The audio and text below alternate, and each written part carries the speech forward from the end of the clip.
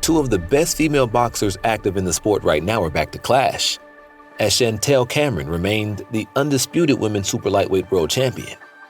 The Irish Katie Taylor seeks to settle the score once and for all after their close match last time. Can she take the titles this time? This is all you need to know leading up to this epic battle of wills. Queen Boudicca of boxing. Chantelle Cameron was born on May 14, 1991, in Northampton, England. Growing up, the nearby park for kids to play was shut down, and she had no space to play football or basketball. She ended up fighting other kids, and obviously, her parents couldn't have that for long. So, her entry into combat sports came as a result of disciplining. She developed a love for combat sports at a young age, starting with kickboxing at the age of 10. And who else was the poster boy for kickboxing in the 90s other than Jean-Claude Van Damme? Of course, he was the inspiration, and she took kickboxing very seriously. I've always been really competitive, no matter who's in front of me. I knew I had to win, and I was a bad loser. That's been my inspiration for the fact that I can't take losing. My parents have always been very supportive, and nobody can beat me, she said. It was born in me, and that's helped me in my career. Despite starting out with kickboxing, she had always wanted to try out new things. On top of that, the Women's League for kickboxing were practically non-existent. Nevertheless, she had a successful amateur career in which she remained undefeated and won amateur titles in the IKF and Waco. She switched to boxing at the age of 16. This was 2010, and her amateur boxing journey had thus started. It was a 6-year journey taking her all around the world facing a lot of different types of opponents. She was in it for the long haul. But the dream was to compete in the 2016 Olympics. In her amateur boxing career, Cameron won 2 English Women's National Championships, the ABA Championships in 2010 and the ABAE Championships in 2011. Even though it was a strong start, a world title will be out of her reach even then. But she would gain significant success in the European Union leagues. She went on to win a silver medal in the light welterweight division at the 2010 EU Championships in Keszthely, Hungary, and a bronze medal in the lightweight division at the 2011 EU Championships in Katowice, Poland. In the 2011 tournament, she lost to none other than Katie Taylor in the semifinals. It seems they were always destined to clash.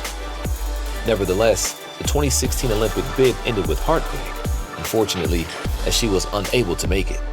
Frustrated and determined to continue with boxing, she took the decision to go pro the following year. She started with a points victory over Karina Smallenberg, and after this encouraging victory, the wins kept coming, one after another. Of course, 2017 also turned out to be the year of her first world title, which she won by defeating Viviane Obanov in December. Fast forward to 2020. She won the WBC World Superlight title by defeating Adriana dos Santos Araújo in a unanimous victory.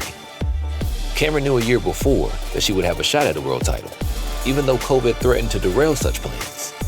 In the middle of these 2 title wins, however, Cameron almost gave up. I felt like I was going stale and downhill. I felt like I wasn't going to achieve anything in the sport. I was going to quit. I was miserable, and my family could see I was miserable. They wanted me to quit. They thought it wasn't worth it. When I didn't make it to the Olympic qualifiers with Team GB, that was heartbreaking enough. I turned pro, and my family said I was going downhill again. Everyone in my family said to stop. Then I came across Jamie. It remains a fact that the women's boxing leagues are only just starting to reach increased appeal and profitability. Even in the late 2010s, there was much struggle, and Chantelle Cameron's experience testifies to that. But after the win over Araújo, she went on to assemble one of the best and most dominant records in the sport. 4 fights back-to-back against Melissa Hernandez, Mary McGee, Victoria Noella Bustos, and Jessica McCaskill would ensure her dominance and propel her to successes she probably never imagined. The total tally includes the WBC title since 2020, the IBF and Ring Magazine titles since early 2021, and finally, the securing of the WBA and WBO titles in November 2021. The unified champion of 4 belts. This is what Katie Taylor is going up against. Katie Taylor's Twilight. Katie Taylor was born in Ireland in 1986. She grew up during the country's rapid opening to the world and its neck-deep entry into global sports.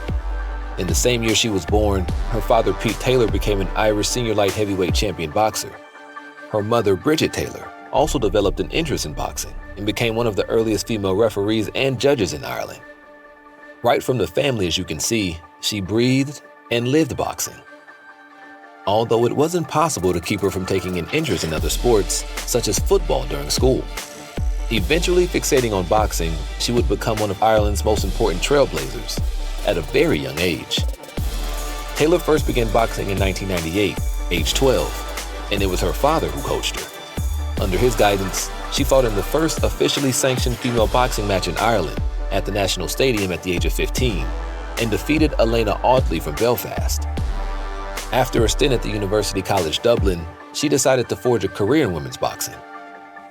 This was a momentous decision, and she could have only gone forward given her family background, as they wholeheartedly believed in her ability to do something spectacular. Thus started her journey in the 2005 European Amateur Boxing Championships, where she won gold and became a superstar in Ireland. By the end of her 176-12 amateur record, she had won 5 consecutive gold medals at the Women's World Championships, with gold taken 6 times at the European Amateur Championships and 5 times at the Women's European Union Championships. Of course, she would defeat her future nemesis Chantelle Cameron in the semifinals of the 2011 EU Championships and go on to win gold. However, the real highlight of her career came in 2012, when she qualified to participate in the Olympics debut run of women boxing. Defying all odds and some serious opposition in the form of Russia's Sofia Ochigava, she took home gold. This made her untouchable as one of Ireland's most accomplished athletes and gave her honor as Ireland's premier women's boxing champion. After that, she went on to win 2014 ABLE Women's World Boxing Championships and the inaugural 2015 European Games boxing segment. She made one last attempt at Olympic success in 2016, but this one came up short. With a record of 176-12 forged, it was time to go pro and not look back. When I first dreamt of Olympic gold, female boxing was practically unknown, said Taylor. Now, because of my journey and the incredible supporters who came along with me, female boxing is as much part of the fabric of the Olympics as its male counterpart. Now, I want to do the same for the professional sport, and I hope those who have supported me along the way will come along with me. I'm excited for the road ahead. Keep in mind that she was already 30 years old, something that makes her domination of the pro leagues all the more impressive. As fate would have it, she would make her debut against Karina Smallenberg, against whom Chantelle Cameron made her debut. On October 28, 2017, Katie Taylor won her first world title when she faced Anani Esther Sanchez in Cardiff for the vacant WBA Women's Lightweight title. It was a dominant performance, leaving no doubts as to the judges' scorecards. A year later, she would defend the belt notably against Cindy Serrano in a fight that went the distance.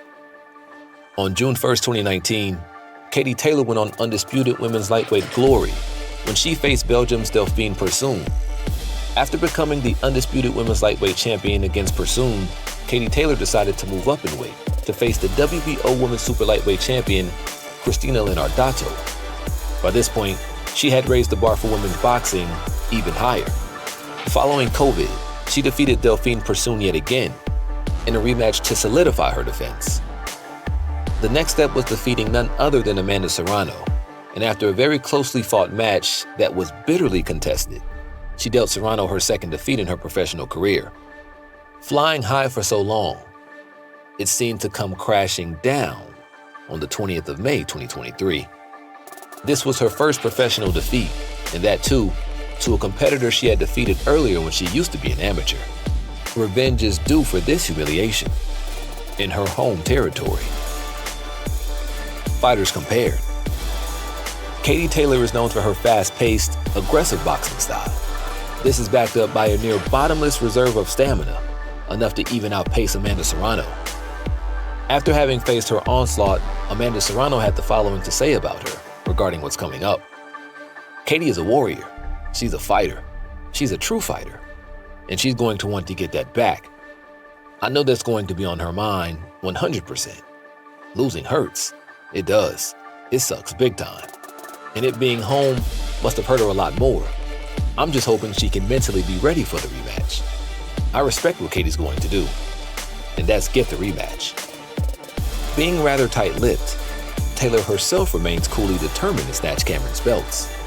"I'm delighted the rematch has been made and really can't wait for another huge night in November," said Taylor. "I relish challenges like this, and these are the occasions I live for." Not only that, she goes equally hard on training as she submits herself to a grueling regime involving training sessions 6 days a week, including running, strength, and conditioning. Cameron's style, on the other hand, can be described as a near polar opposite. It's characterized by a total mastery of the basics and her disciplined and dedicated methods of drilling. Doing it all without much flash or wasted movements, she is unbeaten in 18 fights as a pro, outclassed arguably the greatest female fighter of all time in her backyard, and has beaten 2 reigning undisputed champions, back-to-back. Probably because of her journey through different combat sports, she's developed a high degree of IQ and strategizing abilities. These lend themselves well to carefully delivered counterpunching and maneuvering around opponents, something that got the better of Katie Taylor last time around, and she's confident that she can give Taylor a good beating yet again. To go over to Ireland for her homecoming with my belts on the line and beat her was a brilliant experience. But beating her on the 25th of November will surpass that, as I know now what to expect, said Cameron. Given the stakes, on the 25th, anything can happen at this rate. So, do you want to see Chantelle Cameron continue onwards and maintain one of the most prolific dominating streaks ever? Or do you want to see Katie Taylor finally get what was robbed of her last time? Leave us a like and subscribe if you agree with our assessment of this showdown.